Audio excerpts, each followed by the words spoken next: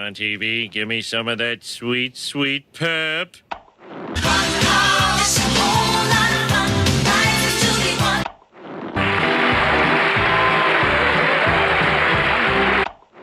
Compared to the horrors that lurk beneath the trapdoor. Yes!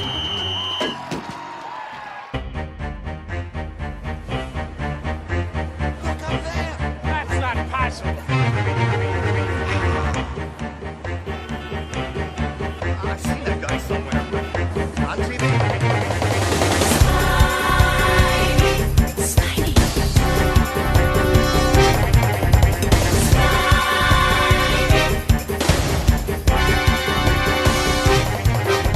Our hero is live. Hello, Marvel Legends, and welcome once again to Saturday Morning Marvel. It's me, your boy, DG here, ready to take you through a journey of all the things that we love so much, not just about Marvel, but about TV, movies, video games, all the stuff we grew up with and all the stuff that we still celebrate and enjoy today. We got news segments, we got Battle of the Baths, we got cartoons, we got music, we got submissions from the viewers themselves. All you guys out there have been contributing to this show. I'm getting exhausted just describing it. But folks, before we go too far, we gotta find out what's happening today, because it's not all about just the nostalgia and the good times you grew up with and all the things that we like to harken back to. We want to live in the real world. We gotta live in the now, and in order to do that, we gotta check in with the news of the week.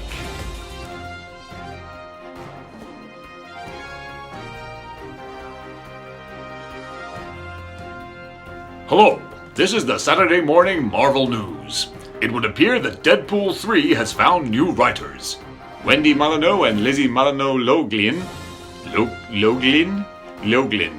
will write Deadpool 3, with Ryan Reynolds set to reprise his role as the wisecracking Marvel superhero. Over the past month, numerous writers' meetings took place with Reynolds to listen to their pitches for the next installment. In the end, the studio and Reynolds saw the sisters' take as the perfect fit for what they wanted. This will be the first Deadpool movie where Marvel Studios are working with Reynolds and Team Deadpool. Sources say the film will be rated R, with Ryan Reynolds, of course, reprising his role. Other actors have yet to be confirmed. We will, however, be getting a new director, as the previous director, David Litch, who helmed the second picture, has his schedule fully booked for 2021. Mezco today released a teaser image for their upcoming 1/12 scale collective Ghost Rider and bike set. It will go up for pre-order on the 23rd of November, and if you start saving now, you might be able to afford it on the 24th of November, 2050. Marvel Select has announced Titanium Man. One of Iron Man's oldest and deadliest foes, the Titanium Man, has never been captured in his classic appearance as an action figure until now. After numerous requests, the Titanium Man has finally arrived as a 9.5-inch figure. The figure will include the following: a Boris Bulski head and interchangeable hands. Look for it to be released in May of 2021. Hot Toys have announced a new Marvel Zombies Deadpool figure. Looking absolutely hideous and horrifying, this gigantic and disgusting creature will come packaged with a head pool as well, sure to terrify any new collectors. And finally, X-Men and Transformers have teamed up to release a new X-Men mashup creation. The Blackbird Transformers jet is a wonderful combination of two franchises we've all come to love.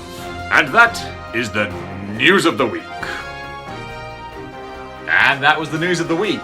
But I've had enough of what's going on today. I want to think about what was happening years ago, many years ago. In fact, I think it's time to go back.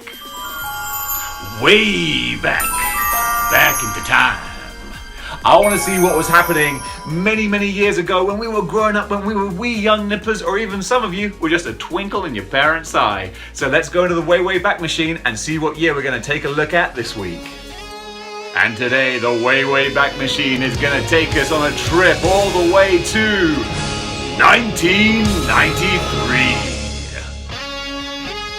Hello, time travelers. I am the Time Master, and I'm going to take you on a trip back through the second week of November in 1993, and what was popular back in the day. So, number one at the box office was Addams Family Values. Oh, a wonderful sequel it was. We were all getting creepy and kooky once again with Pugsley, Wednesday, Gomez, Fester, and all the assorted family members as they dealt with gold diggers and even more terrifying summer camps. I don't hate him.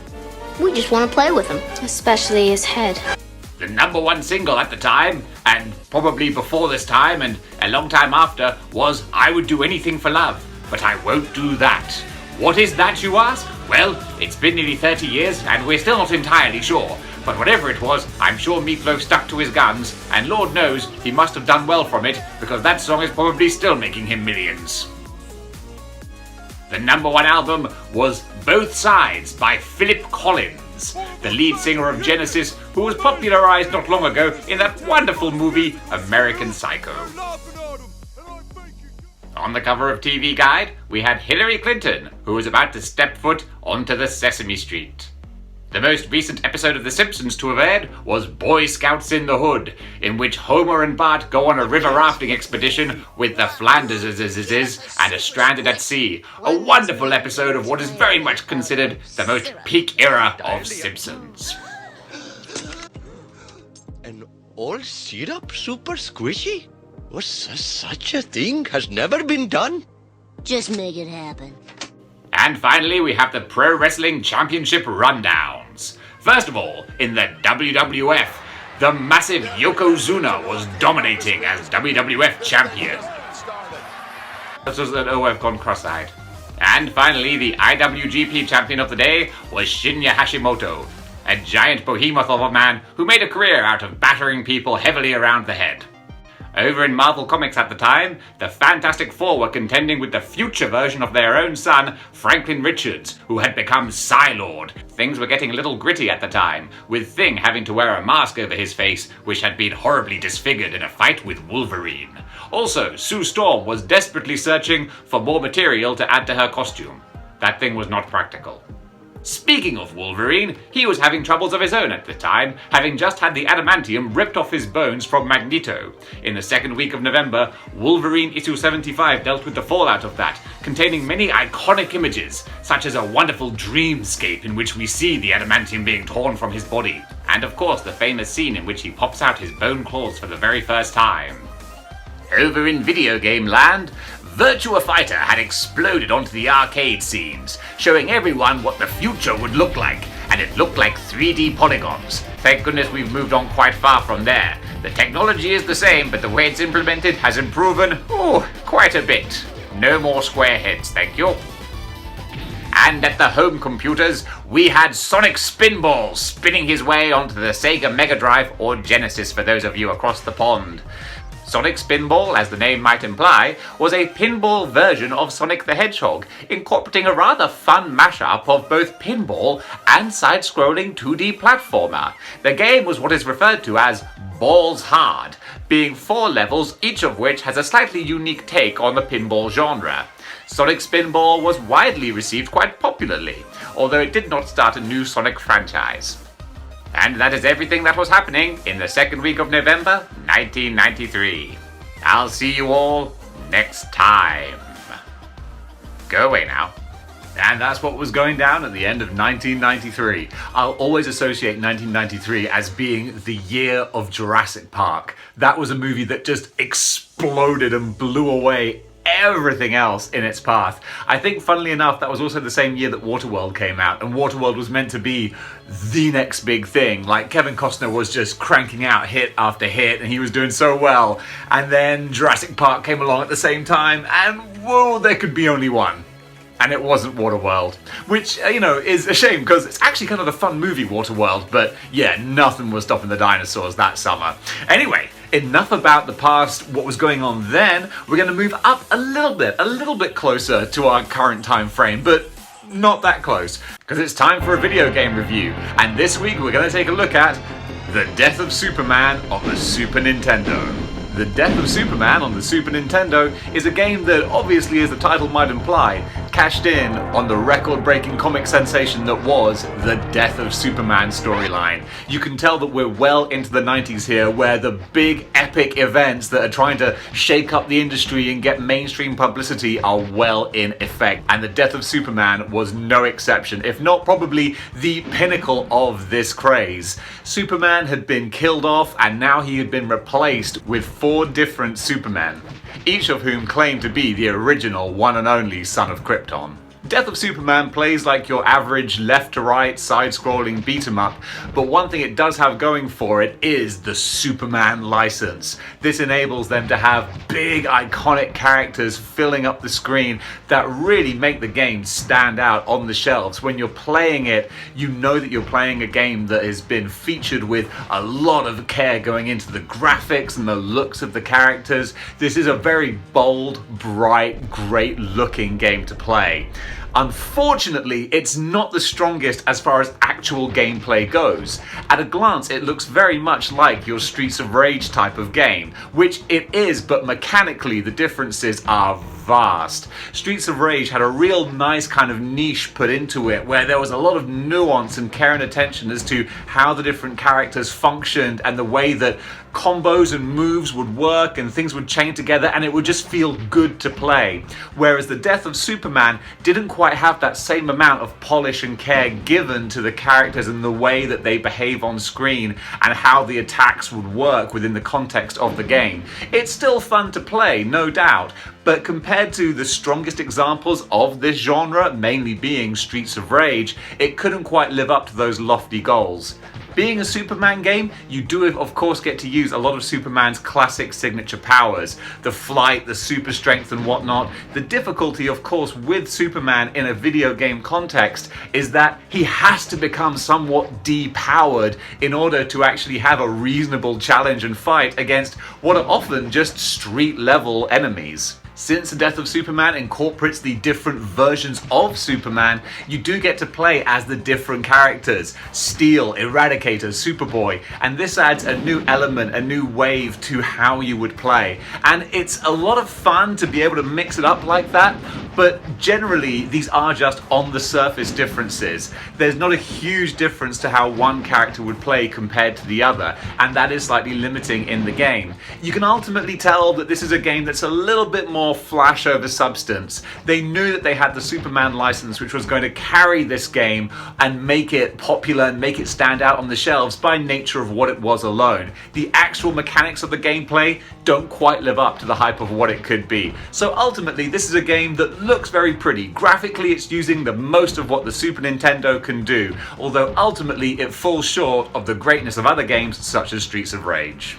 Alright, you know what folks, it's now time for our call-in phone competition. So kids, check permission from whoever pays the bills at home, and you know the phone number to call.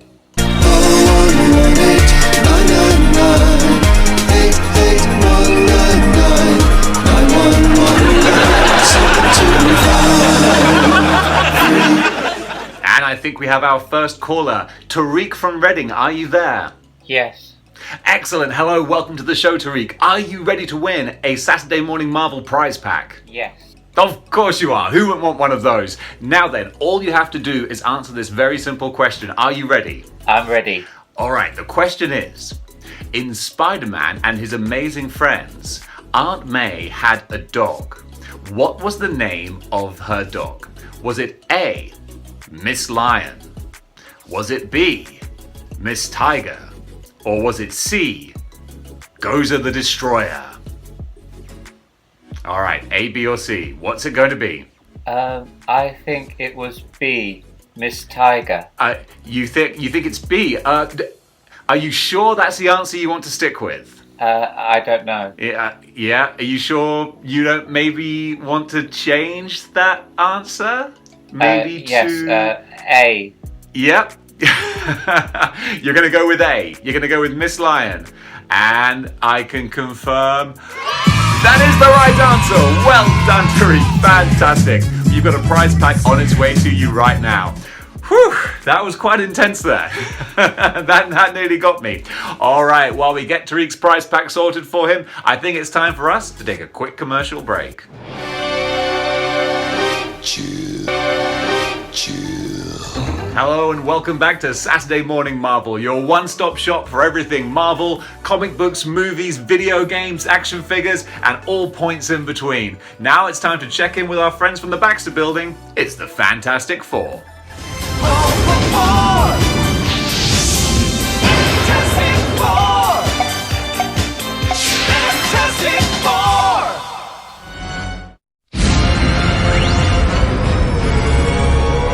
Thinking, Mrs. Richards. Johnny!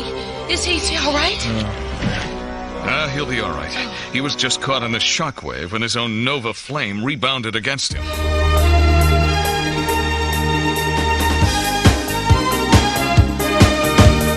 Hello and welcome back to Saturday Morning Marvel, and it's time for the main event. It's time for the Battle of the Baffs. This week in Battle of the Baffs, we are going for the ooky, kooky, and spooky occult figures. We have got, fresh from the Spinatron 5000, the Man-Thing. And straight from the depths of wherever Demogoblins come from, it is the devilish Demogoblin. Let's pop him off his stand so we can fit him on screen, and let's take a look at these two horrifying characters. Wow. This is already going to be a very, very tough Battle of the Baffs. Just check both these guys out. They have so much going for them. I'm going to move the Spinatron 5000 over because we need some room to work with here. First of all, let's just take a look at initial impressions. These are two good-looking Baffs. I mean, check this out. Look at the size of Man-Thing. This dude is big. He is a big, hefty guy. So big, in fact, that I got to move the Spinatron 5000 even further over so that I can fit them both in. Now then, initial thoughts.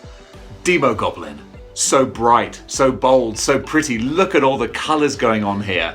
But Man-Thing, big, hefty. He weighs heavy on the heftometer, and that counts for so much. Which Baff is best? That's the question we always ask ourselves. Which Baff is best? So, let's take a look first of all at sculpting. Now, both of these Baffs are cheeky little slight reuses. With Man-Thing, you've got this body which I think is the same one generally that has been used for Sasquatch and Wendigo, which is not a bad thing as such because it's a good big sculpt, and it's had more stuff kind of splooshed over it to give him this kind of swampy, viney kind of look and feel to him. So he does look like he has just crawled out of the Florida Everglades, especially with his face sculpt here. This is a perfect representation of the character with his big, huge, almost like puppy dog, you know, kind of adorable big red eyes. That's something that I love about the Man-Thing character, is it's more of just a very smart sort of creature. He's sentient, but he doesn't really have the kind of the intellect of most other regular characters. He's more like a force of nature and kind of adorable in some ways. And now, for the Demogoblin, we have, again, reuse. We have the Green Goblin Dread Knight kind of figure here with the scaly arms and whatnot, but look at everything else that has been added to him. Look at the terrifying, horrific Demogoblin face there. Just absolutely horrific, just the way it should be. This is a creature from the depths of hell. He should look terrifying with the lashing tongue and the gnarly teeth. Also, just little things like his clawed hands, the fraying of the costume. It's a lot of love and care and attention has gone into what is a C-list figure, maybe? I mean, he hadn't actually appeared in the comics for decades by the time this figure came out, so a lot of love went into that. I'm gonna have to say though, as far as sculpts go, I've gotta give it to Man-Thing, because for a big part, it's the heft, the size. He's a bigger figure, and a bigger figure figures bigger when you're looking at value for money with the Baffs. So, moving on now to accessories. And this is one that you would have thought is gonna be quite cut and dry. The Man-Thing here, he don't come with nothing. And that's a real shame, because one thing that would work really well with this guy is some flame effects. Come on, we all know, he who knows fear burns at the Man-Thing's touch. That's what it's called, but where's the burning? There ain't no burning going on here, especially when we have flame effects from the Ultimate Green Goblin that could have actually worked quite well with this. It's a shame they didn't think to go that route. So Man-Thing gets a big old goose egg when it comes to accessories. Whereas Demogoblin, on the other hand, you would have thought walks away with this. But does he? You see, Demogoblin has this beautiful fire glider here. This thing is fantastic. It's just so much bright, shiny, translucent plastic. What do we love? Translucent plastic. So this thing works wonderfully, a fantastic accessory. But then that harkens the question, is it an accessory? Because really, this is essential. You can't have a goblin without a glider. If he didn't have the glider, then he wouldn't qualify. He would be incomplete. It's not an extra. It's an essential. So because of that, I am not going to count it as an extra. So these guys are pretty much equal. But wait, Dave, doesn't Demogoblin have a pumpkin bomb? No, he doesn't. This was an extra one that I added because what kind of a goblin figure doesn't have a pumpkin bomb? I tell you what, an incomplete one. And because of that, because Demogoblin lacks such a basic accessory that you would expect him to have, he starts to lose minus points. So therefore, it's the figure that doesn't have accessories but doesn't need them that comes out on top on this one. Now then, the paint job. This one is one that is actually a lot more cut and dry. Man-Thing, he looks good, but he's essentially just green with a wash. That's it. They didn't go into too much detail with that. They could have done more. Considering that this is a character who's like made up of plants, they could have gone real wild with it, and they didn't. And that's a bit of a shame. Whereas Demogoblin walks this one home easily with the bright, colourful, fiery glider, the wonderful dark shading with the eyes, the mouth and the tongue. Oof, paint job, Demogoblin wins it. And finally, presents on the shelf. Now this one's a tougher one. Man-Thing has the size, but Demogoblin has the colour. He stands out so much more. I love the bang for the buck and the heft with the figures, but this guy's monstrous and colourful. Which one's it gonna be? It's Demogoblin. Demogoblin soars on the shelf with his stand as well, makes him just pop off the shelf, and no matter where you've positioned him, he will jump out at you when you look at your shelf. For that reason, Demogoblin wins the most presents on the shelf and wins the Battle of the Baps. Well done, Demogoblin, you crazy demonic son of a gun. You gone done it again. Demogoblin wins over Man-Thing. Two fantastic Baps, but there can be only one. Alright folks, I hope you enjoyed the Battle of the Baps. Now I think it's time to take a little break for this guy here while you guys go and watch a new episode of the Power Rangers. After 10,000 years, I'm free! Go, go, Power Rangers! You mighty morphin Power Rangers!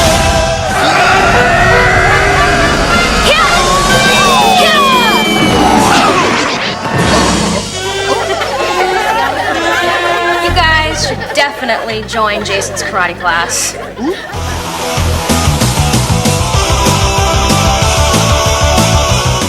Another fantastic episode of the Power Rangers. I tell you what, those guys, Bulk and Skull, they're never gonna learn. One day they might get there, but today is not that day, and tomorrow is not gonna be it either. Guys, thanks so much for watching. I think it's time once again for a commercial break.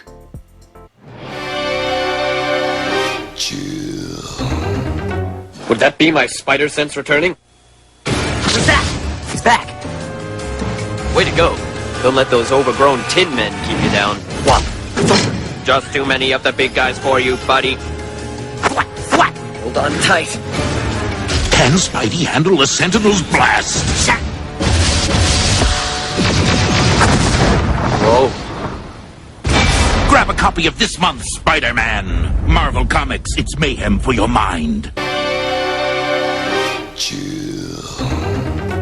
Hello folks and welcome back to Saturday Morning Marvel, the only way to start your weekend. Now guys, it's time for our letters column. It's time for our interaction with the fans, with the people who watch this show, and all you folks out there who make this wonderful universe what it is. Today we have a special contribution from one of our viewers. It's not a letter. He actually wanted to send us in a video. He said that it's something he's been working on for a long time, and it is his tribute to the characters of Star Wars.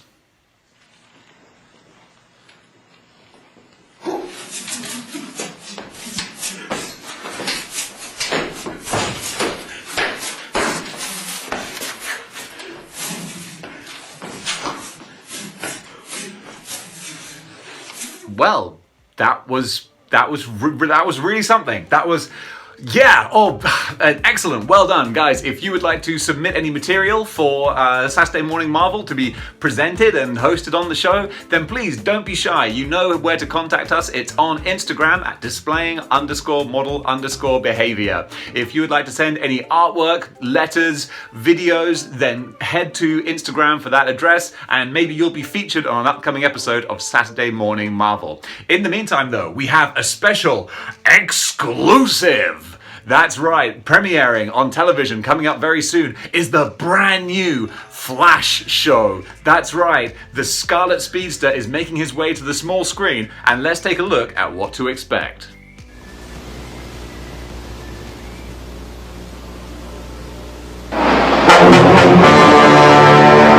Central City used to be a peaceful place. Now, something dark and terrifying is erupting from the city's core. I thought you were upstairs. What do you think you are doing? Central City is crumbling. Its people live in fear.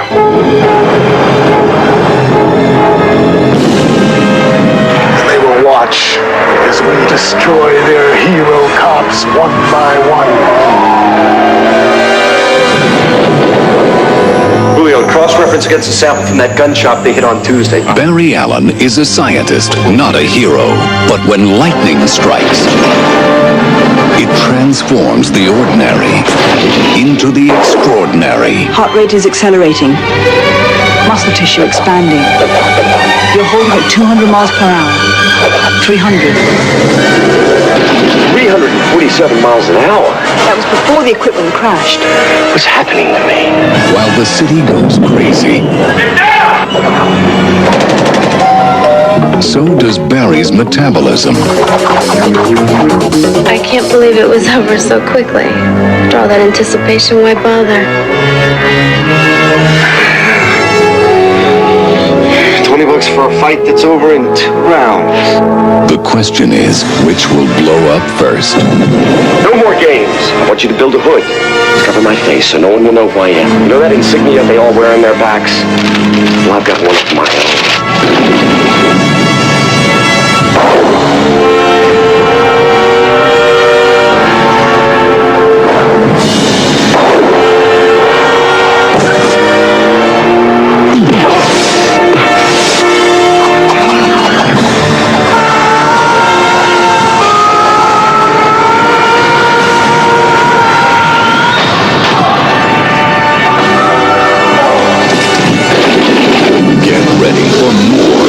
The eye. Get ready for The Flash.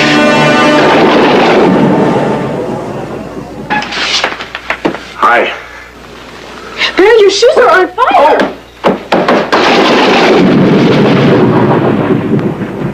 Now that show looks like it's going to be a lot of fun, and I look forward to joining The Flash on his adventures. Now it's time for our musical segment of the show, and this is one that I'm personally very, very fond of. A favorite song of mine here to share with you. It's Danny Wisner with Player 2, Press Start. Won't you be my player 2? 'Cause I've got a game I'd really like to play with you. Girl, you know you got my heart. Player 2, press start. Now, as we do at this point in every show, it's time to wrap up Saturday Morning Marvel with contributions from you guys yourselves. It's time for It Came From the Discord. Or actually, in this case, more specifically, it came from Instagram. But we only have the Discord graphics, so that's how things are here. But folks, these are your contributions. These are some of the people who have been posting some amazing work and photography on Instagram. It's time for them to be recognized and featured. Folks, this one is all about you. There's a whole lot more coming. The biggest unanswered question is where is the money? There's a whole lot more coming. The biggest unanswered question is where is the money? There's a whole lot more coming.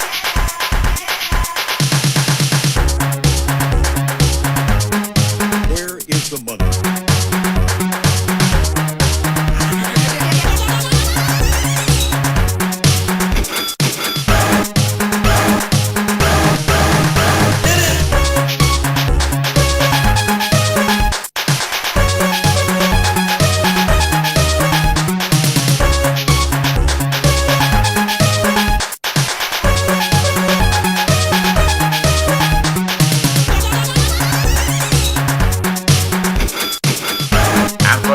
Saturday Morning Marvel. Thanks for watching and joining us. This has been a fun time. We had Battle of the Bath, we had a trip back to 1993, we had the death of Superman, and we had the Flash premiering as well. Guys, thank you so much for joining us. If you enjoyed this show, then comment below. If you really enjoyed this show, then go on over to Patreon and go to patreon.com/displaying model behavior. Throw a few shekels my way. Or if you just want to support the show, then join the 6-1 Clicks by clicking the like, share, and subscribe buttons. And don't forget the notification bell also. You've got to make sure that you know when these shows are coming out. Trust me, it's pretty much every day at this point. Guys, thank you so much for joining us. Have a fantastic week, and until next time, keep displaying model behavior.